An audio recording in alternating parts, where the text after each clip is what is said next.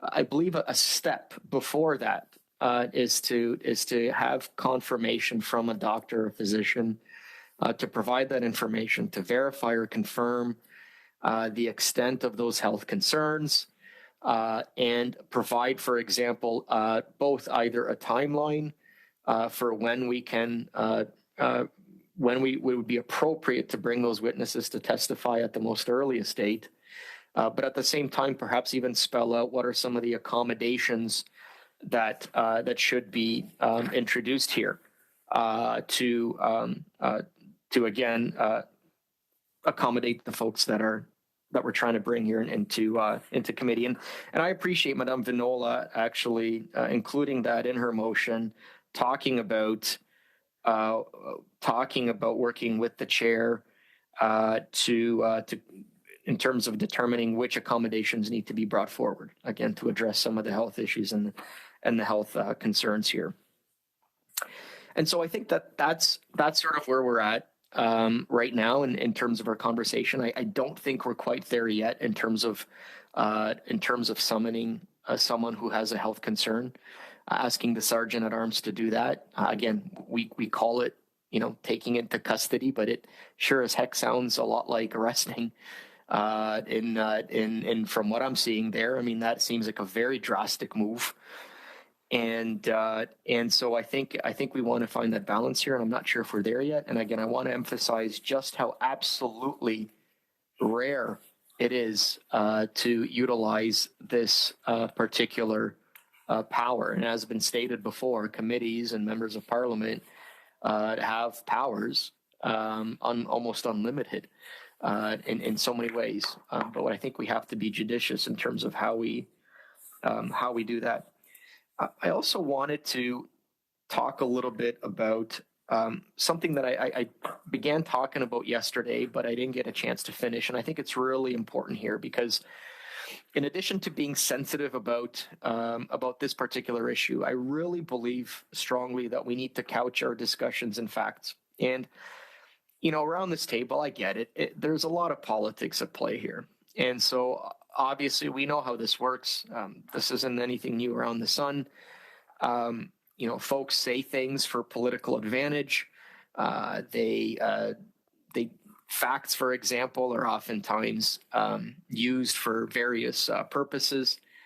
But I think it's important on an issue as important as this, that gets to the heart of the challenges that are facing our procurement processes. I think it's really important if we are to be serious, and if we are to do the people's work, to fix these issues, to fix the issues that clearly the Auditor General has spelled out in stark light, in black and white. And if we are to address these issues, the issues that the Procurement Ombudsman has spelled out, the issues of process, I think we need to couch our discussions in fact. And sometimes fact is not the loudest.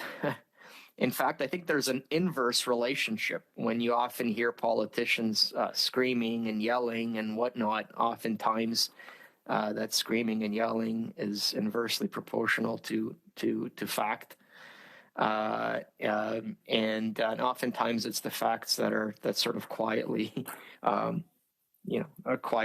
sort of established. But we need to speak about those facts, and we talk about the ArriveCan app. I hear this repeated, not just in this council chambers. I hear it repeated in newspapers. I hear it repeated on the national, on discussions, repeated by opinion makers, that the ArriveCan app cost $80,000 and that the cost of the ArriveCan ballooned to $50 million.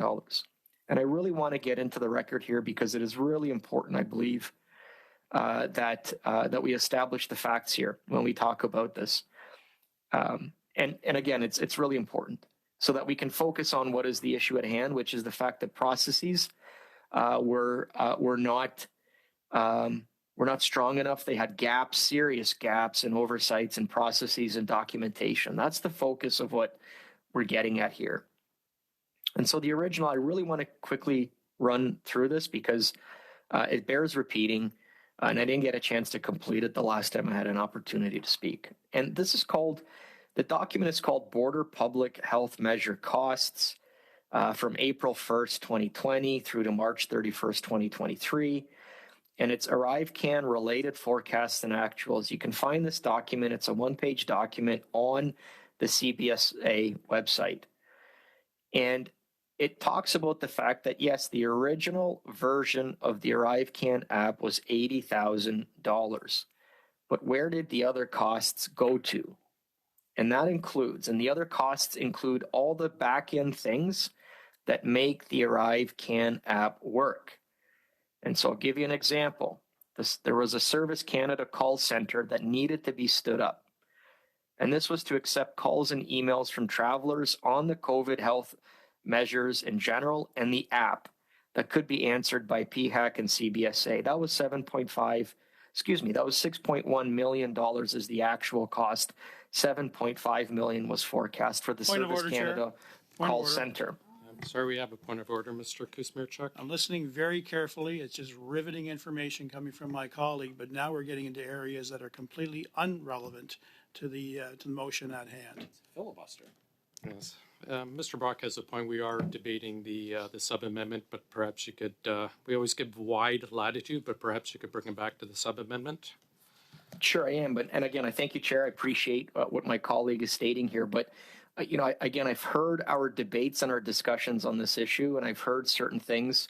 And I want us to go back to the facts and establish the facts. It's important that we couch our discussions in fact, including folks that are listening, that are those who craft opinion and share this information, what we're debating here with the general public. So I think it's really important for us, before we proceed on this important vote and important motion, that we at the same time establish those facts. And so Service Canada call center, and I'll do this once. I'm not going to do it again, but again, sorry, Mr. Kuzmierczuk, another point of order, Mr. Brock. Again, I am reiterating the whole concept of lack of relevancy to the motion at hand.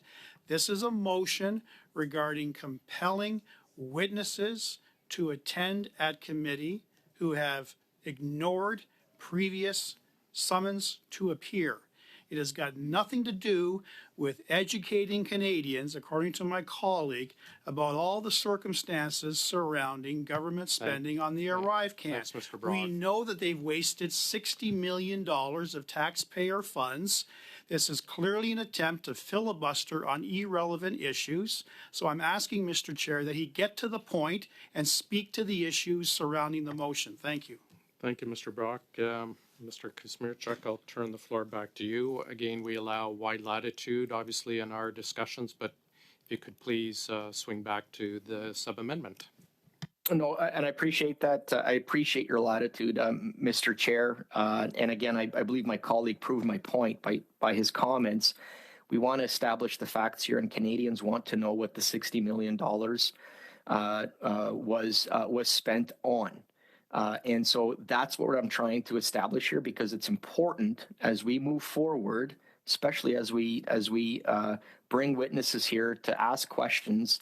We want to make sure that our questions are sharp, they're crisp, and they're focused on and they're based in fact. So again, if I just want to get through this list here, and if I can establish that, we'll move on. And again, I wasn't able to complete that last meeting, and I just want to get through it here today. So again, $80,000 to create the app, the original app, the very first initial version, version 1. And keep in mind, there were 177 versions of this app as it needed to evolve to the situation, changing situations on the ground. Service Canada call center was stood up. $6.1 million was the actual cost of that. To handle questions related to the app, related to folks that were crossing the border, questions that could be answered by PHAC, Public Health Agency of Canada, and CBSA. Data management. There was a lot of data collected. You know, the Conservatives often like to say that this app didn't work. Well, the app was downloaded 60 million times. 60 million times. Imagine the mountain of data that was collected. And so as part of the ArriveCan app, a data management center was stood up. Again, the cost, $7.9 million. The forecast was $5.2 million. The actual cost was $7.9 million. And this is for PHAC and CBSA to collect data, report, monitor, and ensure compliance with COVID border measures. You could imagine all that data, the mountain of data collected, 60 million times used. And you can imagine that the data needed to be shared not just with CBSA but PHAC, but had to be shared almost instantly with every single health agency of every province and territory across the country. And so that's another cost that was related to that. There's also data storage and cloud services. Again, 60 million travelers, 18 million downloads over 2 years, $6.4 million for storing the data securely. We all know the error and terror of data breaches. You could imagine someone crossing the border, providing through the ArriveCan app personal health information, and the need to have security, need to have that data managed in a secure way, shared with hundreds, if not thousands of other agency partners across Canada through public health agencies, and needing to do that securely. That's $6.4 million for data storage cloud service. IT support. This is a technical call center for airlines, airport, and travelers for the app. That's $5.4 million. Security to ensure it meets Government of Canada standards on cybersecurity, $2.4 million. Accessibility to make sure that persons with disabilities are able to cross the border, to travel, and to utilize the ArriveCan app was an additional $2.3 million to make sure that the app was accessible. There's program and project management costs, future ready. Chair, excuse me, Chair.